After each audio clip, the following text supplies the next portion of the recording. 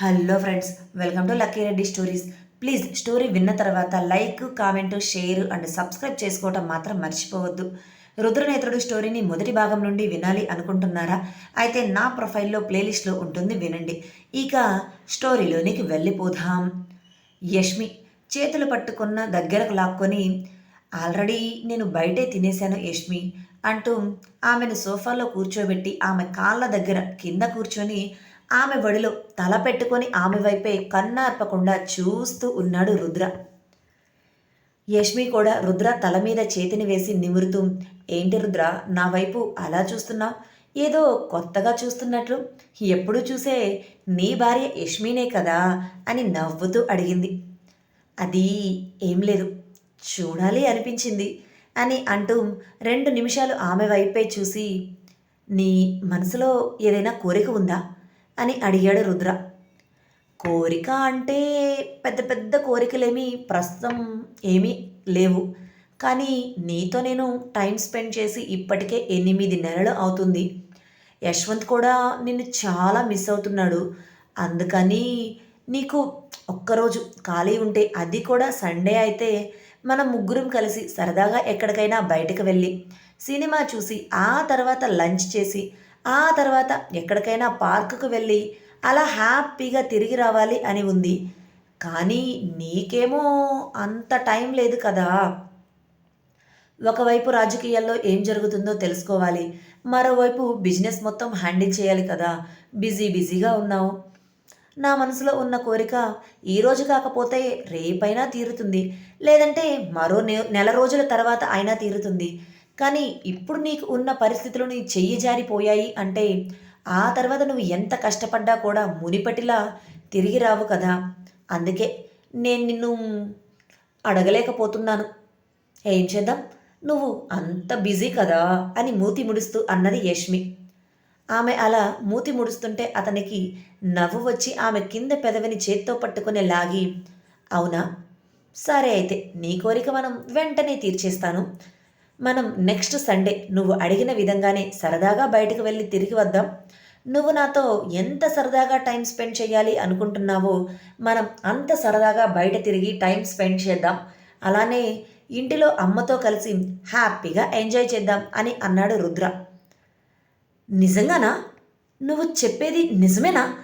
లేకపోతే నన్ను ఆట పట్టిస్తున్నావా అని గట్టిగా అరుస్తూ అడిగింది యష్మి.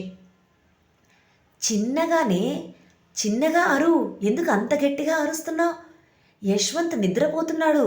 నీ అరుపులు విని వాడు నిద్రలేస్తే అప్పుడు నా ప్లేస్ వాడు తీసుకుంటాడు అని రుద్ర చెప్పటంతో అతడి మాటలకు ఫస్ట్ ఆమె చిరుకోపంగా చూసినా, ఆ తర్వాత తనతో రుద్ర టైం స్పెండ్ చేస్తున్నాడు అని ఆమె తన ఆనందాన్ని ఆపుకోలేక తను కూడా రుద్రతో పాటే కిందే కూర్చొని, నువ్వు నిజమే చెప్తున్నావు కదా, ఇందులో ఎటువంటి తిరకాసు లేదు కదా అని మెరిసే కళ్ళతో అడిగింది. అవునే, నిజమే చెప్తున్నాను. అయినా నీకు నేనెందుకు అబద్ధం చెప్తాను? ఇక బిజినెస్ కూడా ఒక కొలిక్కి వచ్చేసింది. నేను ప్రతిరోజు వెళ్ళి హ్యాండిల్ చేయాల్సిన అవసరం లేదు. ఏదైనా చిన్న చిన్న ప్రాబ్లమ్స్ ఉంటే సరస్ చూసుకుంటాళ్లే. ఇప్పటి వరకు అంటే నేను ఖచ్చితంగా ఆఫీస్కి వెళ్ళాలి. అంతకు మించి నైట్ టైం రాజకీయాల గురించి తెలుసుకోవాలి.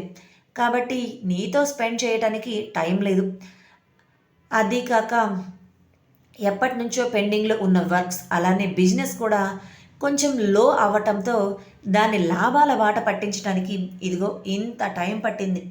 ఎప్పుడో 2 సంవత్సరాల క్రితం డౌన్ అయిన బిజినెస్ ఇప్పటికీ కాస్త కుదుట పడింది. కానీ ఇకపైన అలాంటి అవసరం ఏమీ లేదు. బిజినెస్ కూడా చాలా మంచిగా సాఫీగా సాగుతుంది. ఇక రాజకీయాలు అంటే ఎప్పుడు ఎలా మారతాయో తెలియదు. కాబట్టి ఇవి అలానే ఉంటాయి, వాటిని మర్చిపోవాలి. ఇక నువ్వు కోరుకున్న రుద్ర నీతో టైం స్పెండ్ చేయటానికి నీ పక్కనే ఉంటాడు అని నవ్వుతూ అన్నాడు రుద్ర. రుద్ర అలా చెప్తుంటే యష్మికి తనకే తెలియకుండా ఆనందంతో తన కళ్ళ వెంట కన్నీరు వస్తూ అతని గుండెల మీద వాలిపోయింది. ఆమె కళ్ళ వెంట వచ్చే ఆ కన్నీరికి కారణమేంటో తెలిసిన రుద్ర, పిచ్చి పిల్ల, ఏంటే ఈ కన్నీరు అంటూ ఆమె కన్నీరు తన బొటనవేలితో తుడిచి ఆమె నుదుటి మీద ముద్దు పెట్టి దగ్గరకు తీసుకున్నాడు. యష్మికి ఆ క్షణం తన భర్తని వదిలిపెట్టాలి అనిపించలేదు. అలానే అక్కడే తన భర్తని గట్టిగా పట్టుకొని అతడి గుండెల మీద వాలిపోయింది. ఎన్నో రోజులుగా ఇలాంటి క్షణం కోసం తను ఎదురు చూస్తుంది. అది ఇప్పుడు వచ్చింది. అందుకే తన భర్తని వదిలిపెట్టాలి అని అస్సలు అనుకోలేదు. రుద్ర కూడా ఆమెను వదిలిపెట్టకుండా ఆమె చుట్టూ 2 చేతులు వేసి అక్కడ సోఫాకి వెనక్కి వాలి కళ్ళు మూసుకున్నాడు. తనకి కూడా తన భార్యతో అలా హత్తుకొని టైం స్పెండ్ చేయటం నచ్చింది. యష్మి అలానే తన భర్త గుండె చప్పుడు వింటూ నిద్రలోనికి జారుకుంది. రుద్ర కూడా అలాగే ఆమె చుట్టూ 2 చేతులు వేసి దగ్గరకు తీసుకొని అంతే సోఫాకి వెనక్కి ఆనుకొని నిద్రపోయాడు. వాళ్ళిద్దరూ ఒకరికి ఒకరు వదిలిపెట్టి ఉండాలి అనుకోలేదు. ఆ టైం చాలా బాగా నచ్చింది ఇద్దరికి. అలానే నేల మీద ఉన్నారు అనేది కూడా పట్టించుకోకుండా ఒకరి పక్కన ఒకరు ఉన్నారు అని ఆనందంలో నిద్రలోనికి జారుకున్నారు. మధ్యరాత్రిలో యశ్వంత్కి మెలకువ వచ్చి అమ్మా నాన్న అంటూ పక్కన చూశాడు. కానీ ఎవరూ తన పక్కన కనిపించకపోవటంతో ఒక్క క్షణం భయం వేసి గట్టిగా అరవబోయాడు. కానీ ఎదురుగా కింద తన తల్లిదండ్రి ఇద్దరూ కూడా కూర్చొని నిద్రపోతూ ఉండటం చూసి బెడ్ దిగి వాళ్ళిద్దరి దగ్గరకు వచ్చి చూసి ఏమనుకున్నాడో ఏంటో కొంచెం ప్లేస్ చూసుకొని వాళ్ళిద్దరి మధ్యలోనికి దూరిపోయి పడుకున్నాడు. అలా యష్మి రుద్ర ఇద్దరి మధ్యలో పడుకుంటున్నప్పుడు రుద్రకి మెలకువ వచ్చి చూశాడు.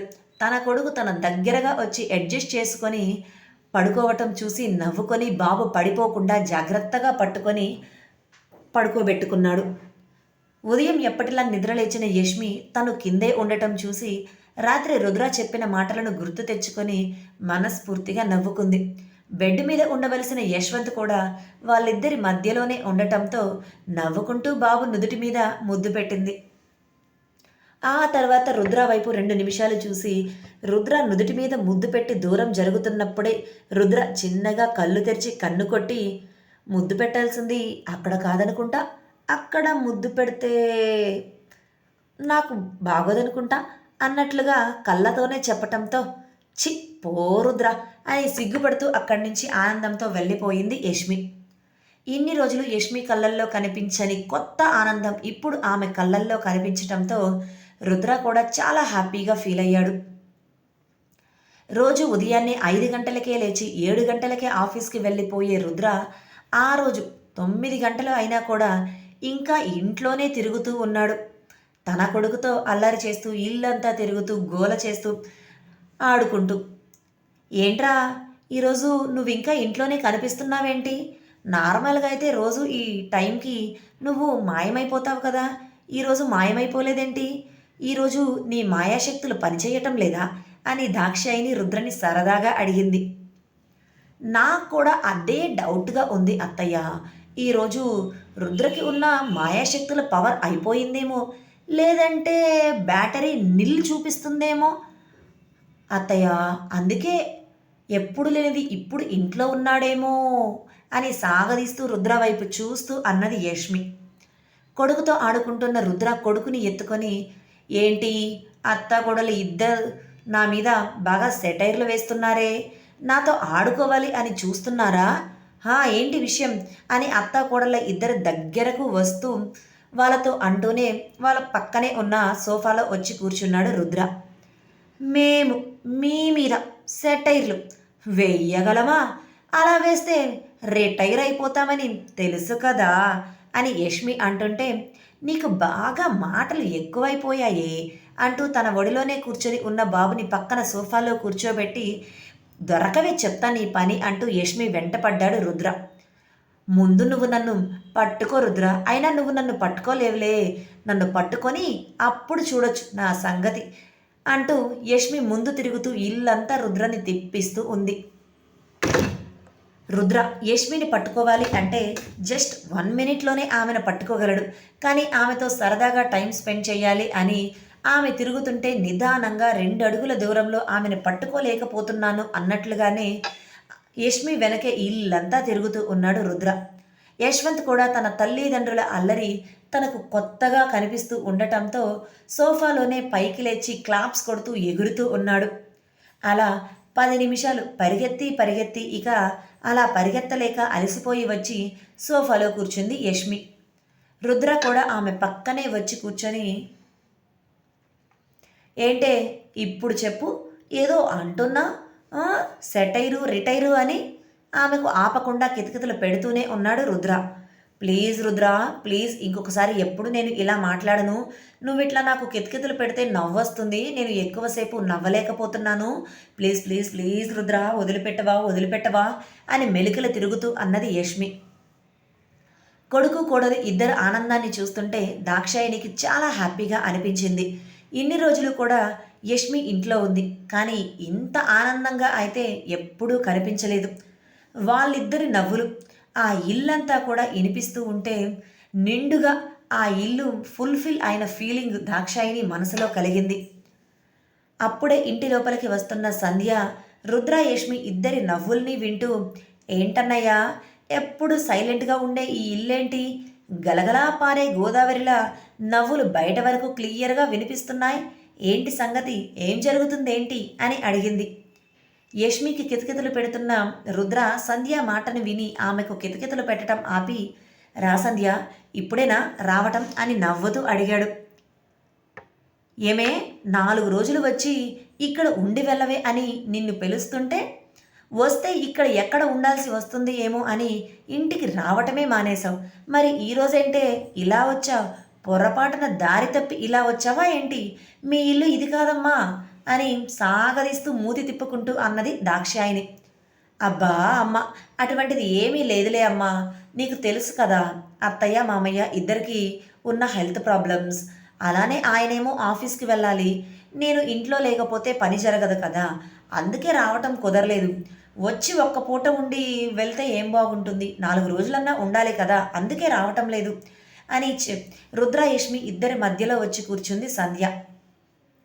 సరస్ తన కూతుర్ని తీసుకుని పక్కన ఉన్న సోఫాలో కూర్చున్నాడు. బాగున్నావరా అని సంధ్య తల మీద చేతులు వేసి ఆప్యాయంగా అడిగాడు రుద్ర. నేను బాగున్నానన్నయ్య అంటూ తన అన్నయ్య భుజం మీద వాలిపోయి రుద్ర చేతిని గట్టిగా పట్టుకొని మరీ చెప్పింది సంధ్య. సంధ్య కూతురు మహా వచ్చిన వెంటనే యశ్వంత్ మహా దగ్గరకు చేరిపోయి ఆమెతో కలిసి ఆడుకుంటూ ఉన్నాడు. ఇప్పటి వరకు ఇంటిలో ఒక్కడే ఉన్నాడు, ఇప్పుడు తనకి తోడు మహా రావటంతో, ఎరా అప్పుడే నా కోడలితో నీ ఆటలు మొదలుపెట్టేశావా అని మహాని ఎత్తుకుని బుగ్గలు లాగుతూ అడిగింది యష్మి. అమ్మా నాది మహా అని యశ్వంత్ అంటుంటే, అమ్మో కనీసం మమ్మల్ని పట్టుకునే ఛాన్స్ కూడా ఇవ్వవారా నువ్వు, ఎంత మహా నీదైతే మాత్రం, అయినా ఇది నా కోడలు నీ మహా కాదు అని యష్మి అంటుంటే, కాదు నాది అని యశ్వంత్ గుర్రుగా అంటున్నాడు. ఏదో బొమ్మ గురించి అనుకుంటున్నాడో ఏంటో యశ్వంత్ నాది అని అంటున్నాడు. కాదు కాదు నా బంగారు తల్లి ఈ మహా అంటూ రుద్ర యష్మి దగ్గర నుంచి పాపని తీసుకొని పైకి ఎగరేసి గట్టిగా పట్టుకొని పాప ఫేస్ అంతా కూడా ముద్దులు పెట్టాడు. యష్మి యశ్వంత్ ఇద్దరు రుద్ర వైపు గుర్రుగా చూశారు. వాళ్ళిద్దరి దగ్గర నుండి మహా రుద్ర తీసుకొని వెళ్ళిపోవటంతో, ఇంతకీ ఏంటే ఇలా వచ్చావు, ఏంటి విషయం అని దాక్షాయిని సంధ్యను అడిగింది. అది అమ్మ, మరో వారంలో మహా బర్త్డే ఉంది కదా, ఫస్ట్ బర్త్డే కాబట్టి గ్రాండ్గా చెయ్యాలి అనుకుంటున్నాం, అందుకే అందరినీ పిలవాలి అనుకుంటున్నాం, మిమ్మల్ని కూడా పిలవటానికే ఇక్కడికి వచ్చాం అని అన్నది సంధ్య. అమ్మో అప్పుడే నా కోడలు పుట్టి సంవత్సరం అయిపోయిందా అని రుద్ర అంటుంటే, తమరికి రోజులు తెలియటం లేదేమో కానీ సంవత్సరం ఎప్పుడో పూర్తయిపోయింది అని వెటకారంగా అన్నది యష్మి. ఇది మాత్రం ఛాన్స్ దొరికితే నన్ను దెప్పటం మాత్రం మర్చిపోదు, ఏదో ఒక విషయంలో నన్ను దెప్పి పొడుస్తూనే ఉంటుంది అని ఒక నిట్టూర్పు విడిచి, రారా మనం బయటకు వెళ్దాం అంటూ యశ్వంత్ని పాపని ఇద్దరినీ తీసుకుని గార్డెన్లోనికి వెళ్ళిపోయాడు రుద్ర. ఇంకేంటే విశేషాలు అని దాక్షాయిని సంధ్య దగ్గరకు వచ్చి సంధ్య చేతిని పట్టుకొని అడిగింది. ఏముంటుందమ్మా, ఏమీ లేదు, అంతా నార్మల్ అని అంటూ వాళ్ళు మాటల్లో పడిపోయారు. బర్త్డే ఫంక్షన్ ఎలా జరగాలి, ఎలా చేయాలి, ఎవరెవరిని ఆ బర్త్డే ఫంక్షన్కి పిలవాలి, ఇంకా ఎలాంటి కొత్త ఇన్నోవేటివ్ థాట్స్ ఏం చేయాలి అని అన్నీ కూడా ముగ్గురు మాట్లాడుకుంటూ ఉన్నారు. టైం 11 గంటలు అయినా కూడా గార్డెన్లోనే తన కొడుకు కోడలు ఇద్దరితో ఆడుకుంటూ ఉన్న రుద్ర ఇంటి లోపలికి రావాలి అన్న విషయాన్నే మర్చిపోయాడు. పిల్లలతో టైం స్పెండ్ చేస్తుంటే రుద్రకి కూడా టైం తెలియటం లేదు. యస్మి సంధ్య ఇద్దరు నవ్వుకుంటూ రుద్ర దగ్గరకు వచ్చి, ఎంతసేపైనా మీ ముగ్గురు ఆటలాడుకోవటమేనా, లేకపోతే ఇంటిలోకి వచ్చేది ఏమైనా ఉంటుందా లేదా, ఇల్లు లోపలికి రావాలి అన్న విషయమే మర్చిపోయారా అని అడిగారు. యశ్వంత్ పరుగున యష్మి దగ్గరకు వచ్చి, అమ్మా, నాన్న మాతో భలే ఆడుకుంటున్నారు తెలుసా, రోజు నాన్న మాతో ఇలానే ఆడుకుంటారా అని అడిగాడు.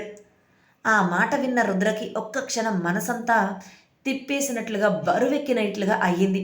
కనీసం తన కొడుకుతో మనస్ఫూర్తిగా టైం కూడా స్పెండ్ చేయలేకపోతున్నాను. ఆ బాధ వాడి కళ్ళల్లో క్లియర్గా రుద్రకి కనిపించింది. ఇకపైన అలా జరగకూడదు, నేను నా కొడుకుతో హ్యాపీగా టైం స్పెండ్ చేయాలి అని మనసులో అనుకొని రుద్రని యశ్వంత్ దగ్గరకు వచ్చి మోకాళ్ళ మీద కూర్చొని బాబుని తన దగ్గరకు తీసుకొని, నాన్న, ఇకపైన ప్రతిరోజు నీతో ఆడుకుంటాడురా, నువ్వు కావలసినంతసేపు నాన్నతో ఆడుకోవచ్చు, హ్యాపీగా టైం స్పెండ్ చేయొచ్చు అని అన్నాడు. నిజంగానా, నువ్వు నిజమే చెప్తున్నావా నాన్న అని కళ్ళు పెద్దవి చేసి మరీ ఆశ్చర్యంగా అడిగాడు యశ్వంత్.